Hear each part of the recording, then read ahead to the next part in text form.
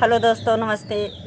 मैं अपने कुसुम लोकगीत चैनल पे आप लोग का स्वागत करती हूँ। देखिए, कजरी के बाहर आ चुका बा। हम दोनों सहेली बहुत प्यारा सा कजरी गीत सुनाने चल रही हूँ।